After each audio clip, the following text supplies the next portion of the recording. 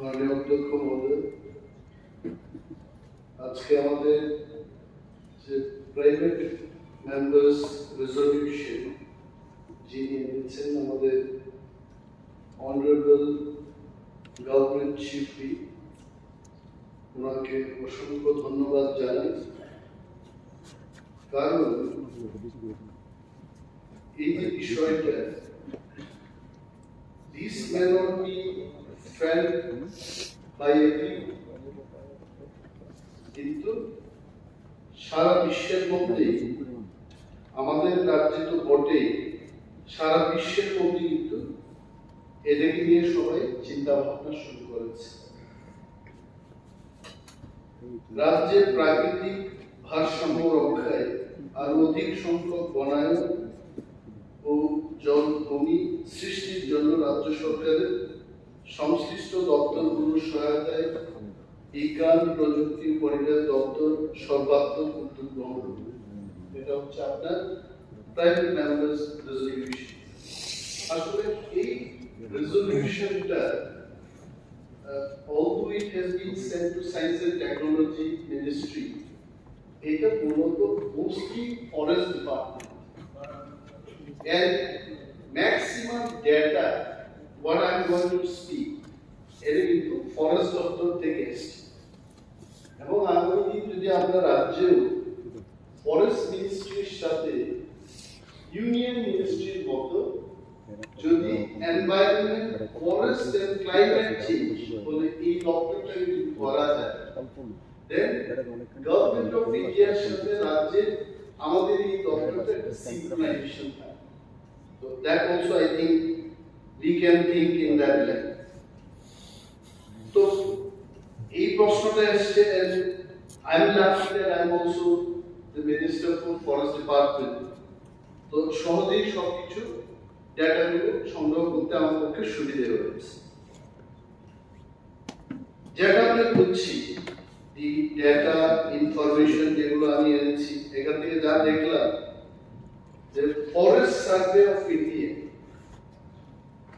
FSI কি বলেছে আমাদের রাজ্য সম্পর্কে, যার রিপোর্ট বেরিয়েছে India state of forest report ISFR 2021, সেই রিপোর্টে বলেছে আমাদের রাজ্যে 73.64% জিওগ্রাফিক্যাল এরিয়া এখন কিন্তু গ্রিনারির মধ্যে আছে।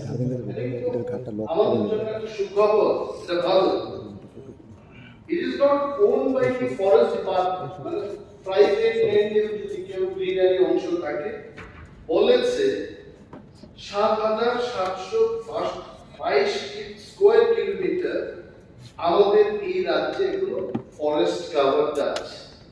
Very good. যেখানে সারা দেশের এভারেজটা হচ্ছে 21.71%, তাহলে আমরা অনেক ভালো জায়গায় আছি। তারপরেও এই যে বন্যাটা গেল, I think this is alarming. তো এই বিষয়গুলো আরো কি করে বনায়ন করা যায়, তার জন্য দপ্তর ফরেস্ট ডিপার্টমেন্ট যে যে বিষয়গুলো হাতে নিয়েছে বা করেছে, তার মধ্যে দেখেছি forest department has already carried out 2505 kilometre of linear plantation from 2018-19 to 2023-24. Linear plantation মানে কি? ম্যাক্সিমাম এটা হচ্ছে সড়কের মানে দুই দিকে যেগুলো হয় লিনিয়ার লাইন লাইন ধরে যেগুলো করা হয়। অলরেডি এই ইয়েতে 46, তার বাইরেও যেখানে আমরা 2500 কিলোমিটার লিনিয়ার প্ল্যান্টেশন করেছে, তার বাইরেও 46,251 হেক্টরস ফরেস্ট ল্যান্ডে ব্যাপকভাবে বনায়নের জন্য উদ্যোগ গ্রহণ করেছে এবং কাজ করেছে। কি কি লাগিয়েছে সেখানে? ব্যাম্বু, পাইনাপল, গন্ধকি, লেমন এবং কিছু কিছু জায়গায় আগার প্ল্যান্টেশন শুরু হয়েছে। আমি নিজে জিজ্ঞেস করেছি যে এই ব্যাম্বু লাগিয়ে কি বনায়ন করা যায়। Frankly, I asked some of my officers যে বিশাল গাছ লাগালে এটা মাটিকে ধরে রাখবে, এটা আমার ধারণা ছিল। বললেন sir, your concept is wrong. বাঁশ যতটুকু মাটি ধরে রাখতে পারে একটা গাছ এটা পারে। আমার তো একটু আত্মসম্মানে লেগেছে, জিজ্ঞেস করলাম আর কি উত্তর পেলাম। আমি আবার জিজ্ঞেস করলাম, প্রশ্ন number 2, does it give more oxygen than a tree? বলছে হ্যাঁ, একটা গাছ যা অক্সিজেন দেয় তার চাইতে বেশি কিন্তু একটা বাঁশ বেশি অক্সিজেন দিয়ে থাকে। আমরা এখানেও আর ফেল হয়ে গেল। তাহলে এই কারণে ত্রিপুরাতে কিন্তু এই 46,000 হেক্টর যেখানে ফরেস্ট ল্যান্ডের মধ্যে অ্যাফরেস্টেশন চেষ্টা হয়েছে, ব্যাম্বু চাষটাও প্রাধান্য পেয়েছে। নাও আমি বললাম আমাদের আর কি স্কোপ আছে, because now I'm the forest minister, I have to do something. বলছে এই ইয়েতেই আমার মন্ত্রিত্ব গ্রহণের পরে আমি দেখেছি যে আমাদের রাজ্যে 3 ধরনের ফরেস্ট্রি আছে। একটা হচ্ছে ওপেন ফরেস্ট, যেখানে তেমন কিছু নেই, আছে কিছু গাছ টাছ আছে। আর একটা হচ্ছে মডারেটলি ডেন্স ফরেস্ট, এটা ডেন্স কিন্তু মডারেটলি সাংঘাতিক ভাবে। আর একটা ক্যাটাগরি হলো হাইলি ডেন্স ফরেস্ট। তো হাইলি ডেন্স কে তো আর গাছটা লাগিয়ে লাভ নেই, সেটা লাগাবেন কোথায়? তো there are scopes only in 2 places, একটা হচ্ছে ওপেন আর একটার মধ্যে moderately dense forest. Moderately dense forest area আমি যখন জিজ্ঞেস করলাম 5,212 স্কয়ার কিলোমিটার এরিয়াতে এখনো লাগানো যায়, আমি বলছি এখানে লাগানো যায়। আর একটা ক্যাটাগরি ওপেন ফরেস্ট, সেখানে 1,863 স্কয়ার কিলোমিটার এলাকায় সেখানে আরো বেশি করে গাছ লাগানো যায়। Now I have told my department that is the external aided project গুলো আসছে। মাননীয় বিরোধী দলনেতা উনি দীর্ঘদিন ফরেস্ট মিনিস্টার ছিলেন, ওনার আইডিয়া আছে, he knows about this subject. স্ক্যাটফর্ম প্রজেক্ট, ক্রাফটল্যাব যে প্রজেক্ট, ইন্দো জার্মানের যে ক্রাফটল্যাব প্রজেক্টটা হচ্ছে, এখানে আমি বললাম যে we have to take the advantage of these 2 external aided projects. গাছ লাগানোই হবে না, এখানে জলকেও তো ধরে রাখতে হবে। এই যে ফ্লাডটা হচ্ছে কেন হচ্ছে সেই জন্য আমি বললাম, এটা যখন দপ্তরটা চালাতে হয়, then you question, you get the answer, you think and you get the answer, এই করতে করতে এই যে last 6 months আমার মনে হয় আমি কম্পিউটার সায়েন্স ব্যাকগ্রাউন্ডে ঢুকছিলাম, আমি এটা বুঝতে শুরু করেছি। Now I started thinking about the গাছ, শিকড়, পাতা, কত প্রকার, কিভাবে কি করা যায়। My thinking started going to that direction. আমি ওনাদের বললাম যে ক্যাচমেন্ট এরিয়াটা এটা কেন ফ্লাড হচ্ছে। ফ্লাড হচ্ছে এটার কারণ হচ্ছে ক্যাচমেন্ট এরিয়া, যে এরিয়াটাতে গাছ থাকবে বা বিভিন্ন প্লান্টস থাকবে, এগুলো বৃষ্টির জলকে ধরে রাখার ক্ষমতা রাখে। এই ধরনের বহু ক্যাচমেন্ট এরিয়া আমাদের অন্যতম সদস্য এখানে সুদীপ রায় বর্মন মহোদয় এখানে নেই, উনি বলছিলেন যে বড়মুড়া হচ্ছে হাওড়া নদীর সোর্স, মানে বড়মুড়া পাহাড়ের অনেকগুলো জায়গা, এগুলো হচ্ছে ক্যাচমেন্ট এরিয়া। এখানে গাছ কাটা হচ্ছে, then it cannot absorb the rain water. এইগুলোকে আমি ডিপার্টমেন্টকে বলেছি যে we have to be very strong in this catchment area.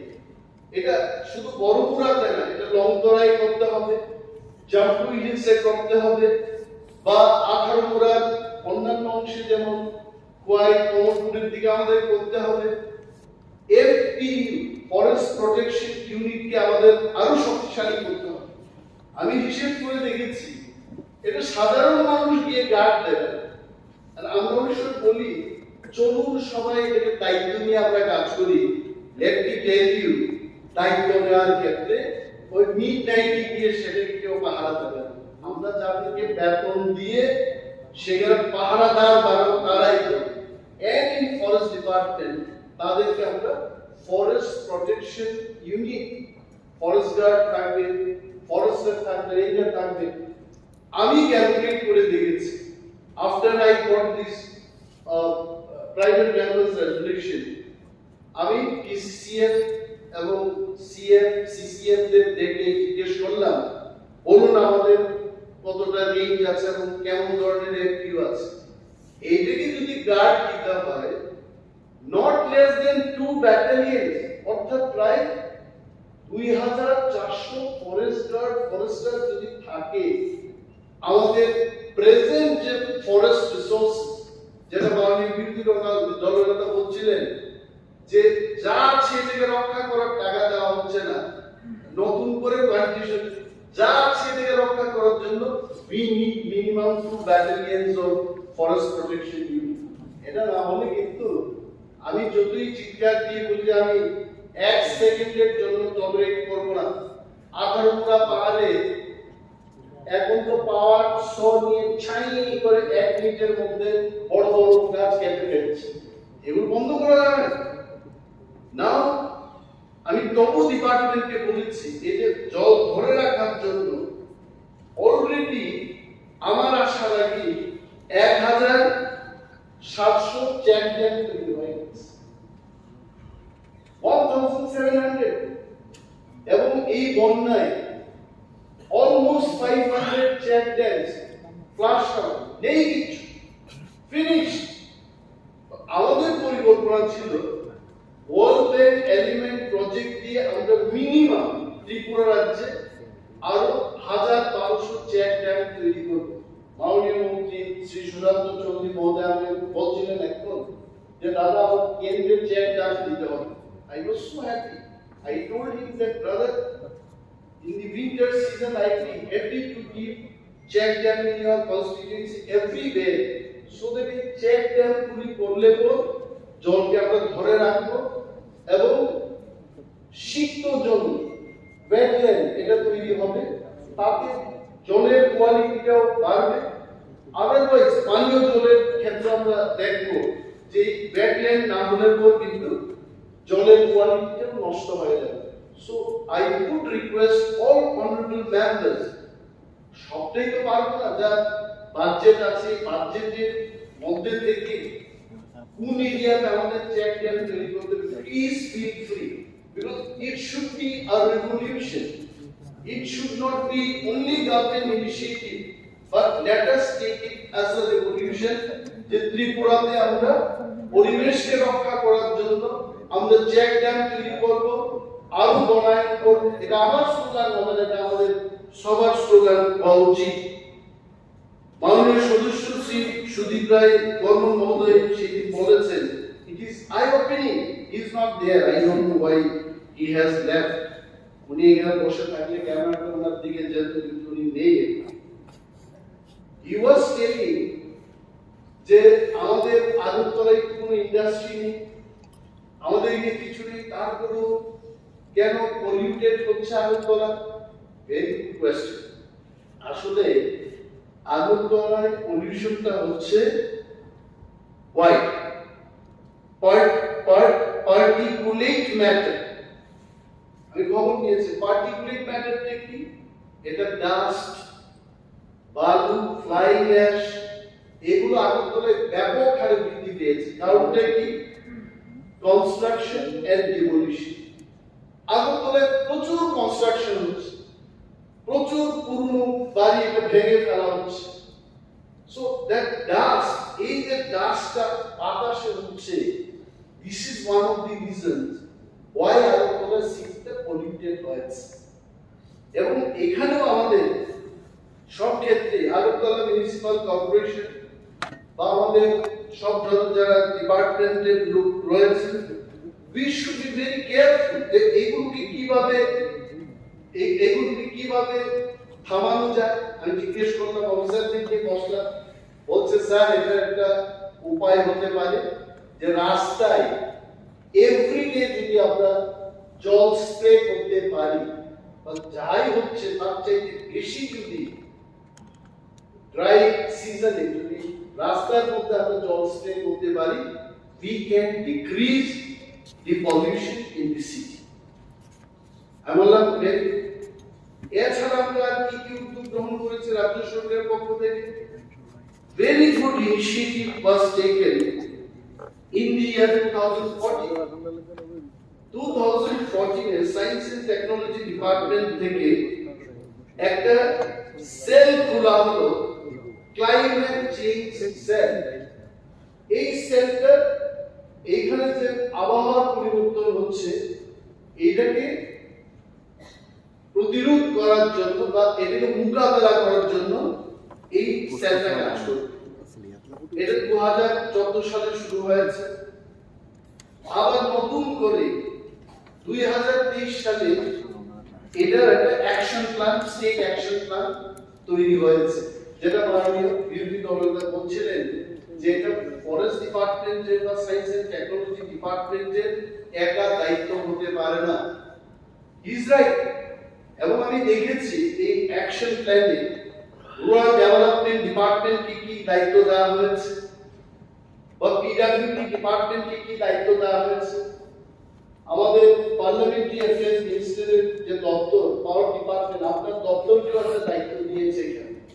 দেখুন পিডব্লিউডি এন্ড আরএনবি এই দপ্তরকে ওই যে state action plan climate change 2.0 এই অ্যাকশন প্ল্যানে তাদেরকে একটা দায়িত্ব দিয়েছে, implementation of rainwater harvesting, groundwater recharge and implanting rooftop solar panel. It is yes. To all the departments, they have distributed the work. যে ক্লাইমেট চেঞ্জটাকে আমরা কিভাবে মোকাবেলা করতে পারি, পরিবেশটাকে কিভাবে সুস্থ এবং মানে এখানে আমরা যেন বাঁচতে পারি সেভাবে রাখার ব্যবস্থা কি করা যায়। আরো একটা উদাহরণ দেবো, এখানে ফিশারিতে একটা দায়িত্ব দিয়েছে, ranching of fish seed in natural and open water bodies, 1000 hectare per year fishery দপ্তর এই কাজটা নেবে। ভারতবর্ষের প্রধানমন্ত্রীর একটা যোজনা আছে এখানে, প্রধানমন্ত্রী মৎস্য সম্পদ যোজনা। এই যোজনায় 1000 হেক্টর পার ইয়ার পরিবেশকে রক্ষা করে কিভাবে আমরা এগিয়ে যেতে পারি তার লক্ষ্যে এই কাজটা হাতে নেওয়া হয়েছে। So we are going like this. তারপর কি হচ্ছে, আমি একটা জিনিস বলছি এখানে, এই যে ফরেস্ট ডিপার্টমেন্ট কাজ করছে ফরেস্টেশনের জন্য, অ্যাফরেস্টেশনের জন্য, এইখানে আপনারা শুনেছেন যে জুলাই মাসে আমরা 5 লক্ষ গাছ লাগিয়েছি। এইরকম এই বছর আমরা আরো লাগাবো। আমাদের লক্ষ্য হচ্ছে 76 লাখ যে সিডলিং স্যাম্পলিং আমাদের হাতে আছে কমপ্লিট করা। এবং একটা সার্ভেতে দেখা গেছে যে আমাদের ফরেস্ট এরিয়াতে কার্বনের যে পরিমাণ, কার্বনের স্টকটা প্রায় 11.5 মিলিয়ন টন বেড়েছে 2017 সালের চেয়ে। I think this is a good news for us because prior to 2017 carbon stocks in the forest area was not that much.